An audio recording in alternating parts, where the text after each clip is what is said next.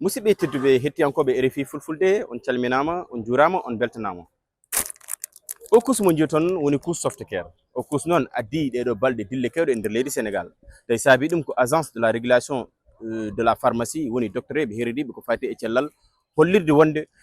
caggal wittumo ɓe mbaɗi e usine softcare wondi ina waɗi produit ji périmé ɗum noon addi dille kewɗe e nder leydi Sénégal ha yoga e rewɓe hutortoɓe ɗum walla ni ɓe kutoraki ɗum addi kadi dille mawɗe e ɓen ni yeyoɓe oɗo kus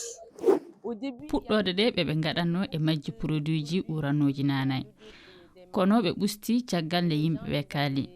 minen wonɓe Dakar min nani kabaru o min jihi communiqué kono landal ngal yalla wonɓe e seraji leydi ndi keeɓi o kabaru jagorgal ngal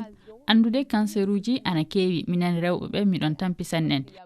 ñawuli kewɗi ana godi e banggueji ɗi foof miɗon cikki laamu ngu ana hani wallude men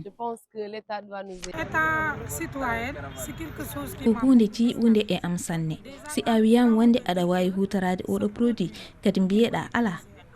hino jiiɓa hakkille ina majjina